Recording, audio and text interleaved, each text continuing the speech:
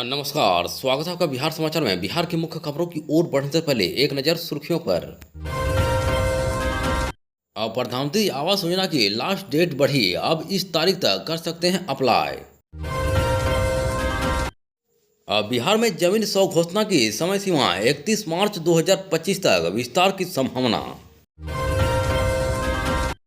राजधानी जलाशय का होगा कायाकल्प, इको टूरिज्म को मिलेगा बढ़ावा, योजना को सरकार से मिली हरी झंडी। अब पटना जंक्शन इलाके में दुरुस्त होगी ट्रैफिक व्यवस्था, जल्द पूरा होने वाला है यह बड़ा काम। अब बीएसईबी ने जारी किया बिहार बोर्ड 10वीं का रिजल्ट, 2 लड़कियां और 1 लड़का फर्स्ट टॉपर। चले जानते हैं बिहार की मुख्य खबरों की ओर विस्तार से। प्रधानमंत्री ग्रामीण आवास योजना के तहत चल रही सर्वे की अंतिम तिथि 1 माह बढ़ा दी गई है। वहीं ग्रामीण विकास विभाग के सचिव लोकेश सिंह ने शुक्रवार को केंद्र सरकार के पत्र का हवाला देते हुए बताया कि 31 मार्च को खत्म होने वाली समय सीमा अब 30 अप्रैल तक बढ़ा दी गई है। वहीं सचिव ने सभी उप विकास आयुक्त को पत्र लिखकर निर्देश दिया कि पात्र परिवारों की पहचान का काम अब 30 अप्रैल तक पूरा किया जा सकेगा। वहीं पहले यह कार्य 31 मार्च तक समाप्त करना था। वहीं ग्रामीण क्षेत्रों में योजना के तहत अस्थायी प्रतिशत सूची और सर्वे सूची से छूटे पात्र परिवारों की पहचान तेजी से की जा रही है। अब बता दें यह सर्वे पंचायत स्तर पर पंचायत सचिव, रोजगार सहायक, आवास मित्र और अन्य कर्मियों की मदद से कराया जा रहा है। वहीं सबसे जरूरी है कि अब तक 50 लाख से अधिक आवास विहीन परिवारों को चिन्हित किया जा चुका है। अब बिहार में जमीन सर्वे को लेकर स्वघोषणा देने का अंतिम तिथि 31 मार्च रखी गई है। वहीं समय सीमा नजदीक आते ही जमीन के मालिकों में बेचैनी बढ़ गई है। वहीं अक्सर विभाग का सर्वर फेल होता रहता है, जिसके कारण लोगों को स्वघोषणा करने में परेशानी का सामना करना पड़ रहा है। वहीं शुक्रवार को भी सर्वर का प्रॉब्लम लोगों को झेलना पड़ा, लेकिन अब रैयतों के लिए राहत भरी खबर सामने आ रही है। और दरअसल इसे लेकर बिहार सरकार ने बड़ा संकेत दिया है। वहीं राजस्व एवं भूमि सुधार विभाग मंत्री संजय स्वर्ग ने इसे लेकर कहा कि स्वघोषणा की मौजूदा समय सीमा 31 मार्च 2025 तक है, लेकिन इसे बढ़ाया जा सकता है। हालांकि राजस्व एवं भूमि सुधार विभाग संजय राघवनी ने रैयतों से अपील की है कि वे अपनी जमीन की स्वघोषणा 31 मार्च तक हर हाल में पूरी कर लें। वहीं स्वघोषणा प्रक्रिया हम जल्द समीक्षा करेंगे, अधिक जरूरी हुआ तो कैबिनेट की मंजूरी के बाद समय सीमा का विस्तार करेंगे। बता दें कि बिहार में जमीन सर्वे के लिए स्वघोषणा जमा करने की अंतिम तिथि 31 मार्च 2025 निर्धारित की गई है। वहीं जैसे जैसे यह तिथि करीब आ रही है, रैयतों में चिंता बढ़ रही है। राजधानी जलाशय को इको टूरिज्म और संरक्षण स्थल के रूप में विकसित करने की योजना को हरी झंडी मिल गई है। वहीं पर्यावरण और वन एवं जलवायु परिवर्तन विभाग की सचिव वंदना प्रेसी ने बताया कि इंतजार की घड़ियां समाप्त हुई। वहीं लंबे वक्त से इसे संवारने की लगातार कोशिश हो रही थी, लेकिन अब इसके लिए करीब 7 से 7.5 करोड़ रुपए की योजना स्वीकृत की गई है। दरअसल यह परियोजना के तहत जलाशय के सौंदर्यीकरण, जैव विविधता संरक्षण और पर्यावरण संवेदनशील योजनाओं के रूप में विकसित करने पर जोर दिया जाएगा। और दरअसल इस परियोजना का मुख्य उद्देश्य प्रवासी और स्थानीय पक्षियों के लिए एक सुरक्षित वातावरण तैयार करना है, इससे उनकी संख्या में बढ़ोतरी हो सके। इसके अलावा पर्यटकों के लिए इंटरप्रिटेशन सेंटर भी बनाया जाएगा, जहां वे स्थानीय और प्रवासी पक्षियों के बारे में विस्तृत जानकारी प्राप्त कर सकेंगे। दरअसल बिहार सरकार पूरे राज्य में ग्रीन जोन विकसित करने पर विशेष ध्यान दे रही है। वहीं नवादा और सीतामढ़ी समेत अन्य जिलों में भी नए पार्कों और ग्रीन जोन का विकास किया जा रहा है। और साथ ही आर्द्र भूमियों को संरक्षण के लिए भी कई योजनाएं चलाई जा रही है। वहीं इन प्रयासों से न केवल पर्यावरण संतुलित रहेगा, बल्कि इको टूरिज्म को भी बढ़ावा मिलेगा। पटना शहर का व्यस्तम इलाका पटना जंक्शन को जल्द ही जाम से राहत मिलेगी। वहीं केंद्र और राज्य सरकार 72 करोड़ 82 लाख रुपए की लागत से शहर में भूमिगत सबवे निर्माण कर रही है, जिसका काम अप्रैल में पूरा हो जाएगा। वहीं जंक्शन पर आम लोगों की सुविधा के लिए बन रहे मल्टी मॉडल हब का भी निर्माण पूरा हो चुका है। दरअसल इसका उद्घाटन जल्द ही होगा।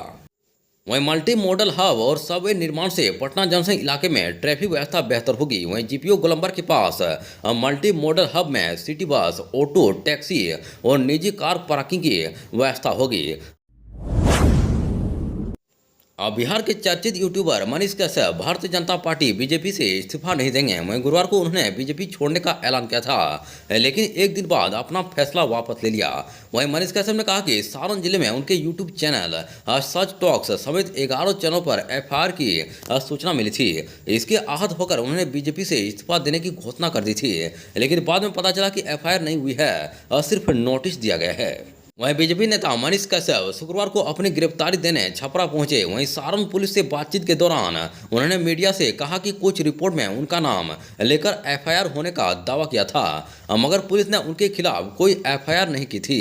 वहीं सिर्फ 11 चैनलों को नोटिस भेजा गया है। वहीं दिगवारा में महिलाओं से कथित मारपीट के मामले में एक तरफा खबर चलाने पर यह नोटिस दिया गया है।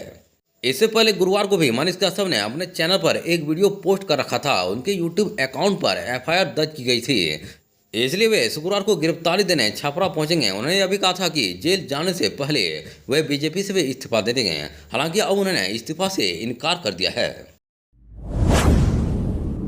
बिहार विद्यालय परीक्षा समिति ने मैट्रिक का रिजल्ट जारी कर दिया है। वहीं समस्तीपुर की साक्षी कुमारी, चंपारण की अंशु कुमारी और भोजपुर का रंजन कुमार मैट्रिक परीक्षा में फर्स्ट टॉपर बने हैं।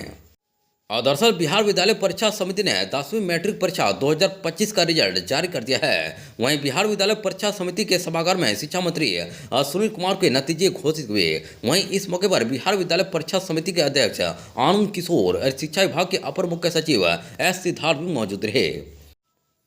वहीं फर्स्ट टॉपर में शामिल 2 और विद्यार्थियों में भारतीय इंटर कॉलेज चंपारण की छात्रा अंशु कुमार ने 97.80% यानी कि 489 अंक हासिल किया है। वहीं भोजपुर के अगवान स्थित हाई स्कूल अगवाना बाजार के छात्र रंजन वर्मा ने पूरे बिहार में टॉप किया। वहीं तीनों विद्यार्थियों के समान अंक हैं। राज्य के श्रमिकों की मजदूरी में 1 अप्रैल से बढ़ोतरी होगी। वहीं अब अकुशल मजदूरों को प्रतिदिन 412 रुपये के बदले 424 रुपये मजदूरी मिलेगी। वहीं श्रम संसाधन विभाग की ओर से न्यूनतम मजदूरी अधिनियम 1948 के अंतर्गत सभी अनुसूचित नियोजनों में 1 अप्रैल के प्रभाव से 3.17% अतिरिक्त परिवर्तनशील महंगाई भत्ता की बढ़ोतरी की गई है। नवासी नियोजनों में न्यूनतम मजदूरी की लागू दरों को एक समान किए जाने का निर्णय किया गया है। साथ ही श्रमिकों के कार्यों की प्रगति के आधार पर अकुशल और अर्धकुशल और कुशल और अति कुशल के संगत साथ ही श्रमिकों के कार्यों की प्रगति के आधार पर अकुशल और अर्धकुशल, कुशल और अति कुशल के अंतर्गत आने वाले विभिन्न कार्यों का भी वर्गीकरण किया गया है। वहीं आम कामगारों को उनके कार्यों के अनुरूप कोटि की मजदूरी पाने में असुविधा होगी। वहीं राज्य सरकार की ओर से न्यूनतम मजदूरी अधिनियम 1948 के तहत अनुसूचित नियोजनों में सरकारी कार्य में आउटसोर्सिंग के माध्यम से कार्यरत कर्मचारियों और चीनी मिल में आउटसोर्सिंग के माध्यम से कार्यरत कर्मचारियों को भी जोड़ा गया है। ऐसा किए जाने से कुल अनुसूचित योजनाओं की संख्या 88 से बढ़कर 90 हो गई है।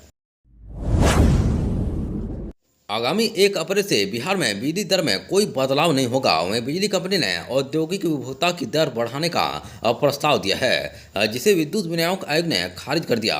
वहीं ग्रामीण उपभोक्ताओं के लिए एक स्लैब को मान लिया गया है। इससे 1.25 करोड़ ग्रामीण उपभोक्ताओं को 54 पैसे प्रति यूनिट सस्ती बिजली मिलेगी। वहीं स्मार्ट मीटर लगा रहे 62 लाख उपभोक्ताओं को 25 पैसे प्रति यूनिट सस्ती बिजली मिलेगी। वहीं कोल्ड स्टोरेज के लिए एक अलग स्लैब होगा। वहीं औद्योगिक उपभोक्ताओं को 1% या 50,000 तक ऑनलाइन भुगतान कर छूट मिलेगी। वहीं बिहार विद्युत विनियामक आयोग के अध्यक्ष आमिर सुबहानी, सदस्य अरुण कुमार सिन्हा और PS यादव ने यह फैसला सुनाया। दरअसल यह आदेश 1 अप्रैल से अगले साल 31 मार्च तक यानी कि अगला आदेश जारी होने तक प्रभावी रहेगा।